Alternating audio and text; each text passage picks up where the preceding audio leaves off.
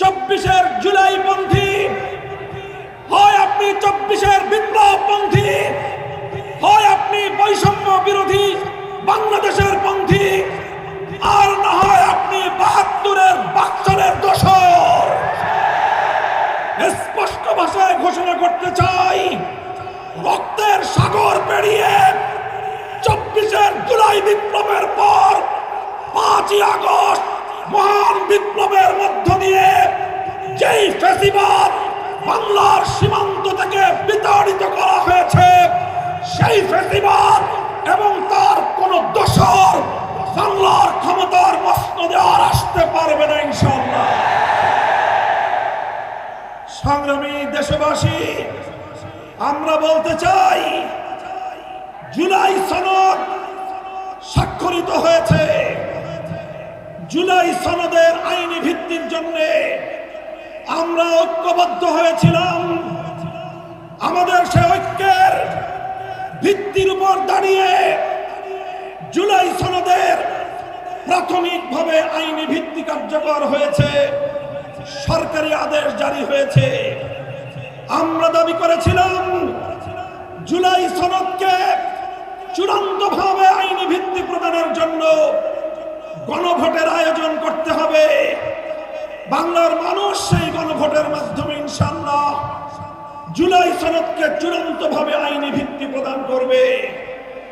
আমরা বলেছিলাম বাংলাদেশের ইতিহাসের এই তাৎপর্যপূর্ণ গণভোট সংসদ নির্বাচনের সঙ্গে, প্রতীকের নির্বাচনের সঙ্গে একসাথে তালগোল পাকিয়ে এই গণভোটের মাহাত্ম্য নষ্ট করবেন না।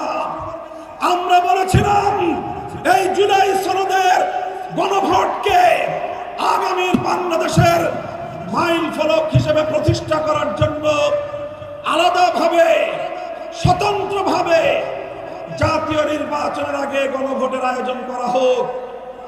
কিন্তু আমরা দেখছি যারা জুলাই সনদের, যারা জুলাই বিপ্লবকে আন্তরিকভাবে গ্রহণ করতে পারে নাই, যারা জুলাই বিপ্লবের বৈষম্য বিরোধী চেতনাকে ধারণ করতে পারে নাই, যারা জুলাই বিপ্লবের ফ্যাসিবাদ বিরোধী সংগ্রামকে ভালোভাবে গ্রহণ করতে পারে নাই, ষড়যন্ত্র করে পর্দার পেছন থেকে কলকাঠি নাড়িয়ে জুলাই সনদের গণভোটকে একই দিনে বাস্তবায়ন করার জন্য বর্তমান সরকারকে তারা বিভ্রান্ত করেছে, পথভ্রষ্ট করেছে।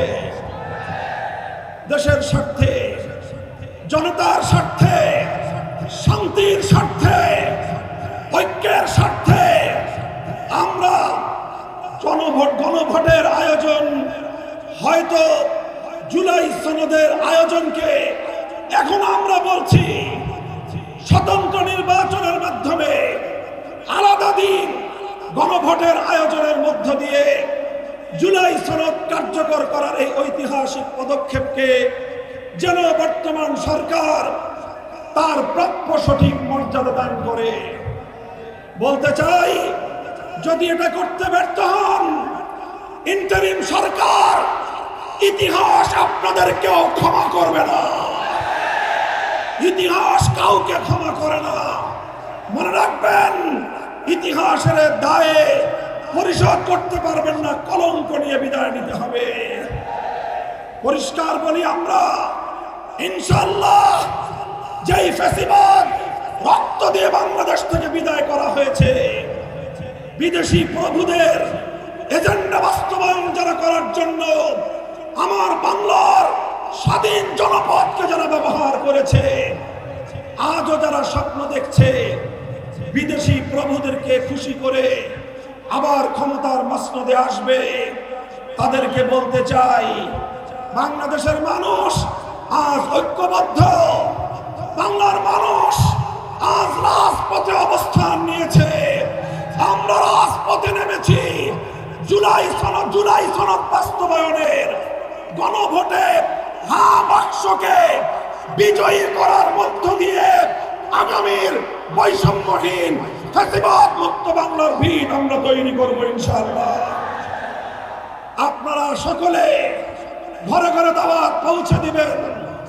দলীয় প্রতীকে নির্বাচনের পাশাপাশি দলীয় প্রতীকে ভোট দেওয়ার পাশাপাশি গণভোটে হ্যাঁ বাক্সে ভোট দিতে হবে। যদি কেউ এই গণভোটে না ভোটের ক্যাম্পেইন করেন, ধরে নেব আপনারাও ফ্যাসিবাদের দোসর। ইনশাআল্লাহ আমরা রাজপথে আছি। লেভেল প্লেইং ফিল্ড যদি তৈরি করতে ব্যর্থ হয় সরকার, নির্বাচন নিয়ে কোনো অনিশ্চয়তা দেখা দিলে সরকারকেই তার দায় গ্রহণ করতে হবে। সংগ্রামী সাথী ও বন্ধুগণ, এভাবে রাজপথে যে মহান ঐক্য গড়ে উঠেছে, সে ঐক্যে ৮ দল মোহনায় মিলিত হয়েছে। ইনশাআল্লাহ জুলাইপন্থী প্রতিটি রাজনৈতিক পক্ষকে দেশকে ভালোবাসতে হলে, আগামী দিনে জুলাই বিপ্লবের চেতনা বাস্তবায়ন করতে হলে ৮ দলের এই মোহনায় মিলিত হওয়া ছাড়া বিকল্প কোনো পথ নাই। বক্তব্য শেষ করব শেষ প্রাঙ্গণে, শেষ প্রান্তে দাঁড়িয়ে বাংলাদেশের মানুষের অধিকার আদায়ের, আধিপত্যবাদ বিরোধী আন্দোলনের অবিসংবাদিত নেত্রী বেগম খালেদা জিয়ার জন্য আমি দোয়া করছি, সকলকে আহ্বান জানাচ্ছি। তার জন্য, তার দীর্ঘ হায়াতের জন্য, সুস্থতার জন্য আমরা দোয়া করব। দলীয় সংকীর্ণতার ঊর্ধ্বে উঠে দেশ এবং জাতিকে ভালোবাসতে চাই আমরা।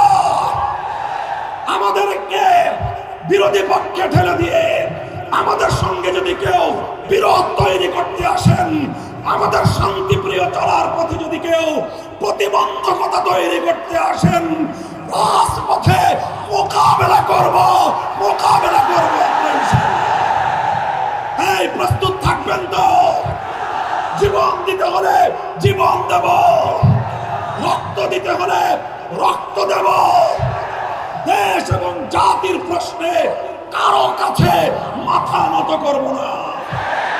দেশের প্রশ্নে কোনো আপোষ করব না।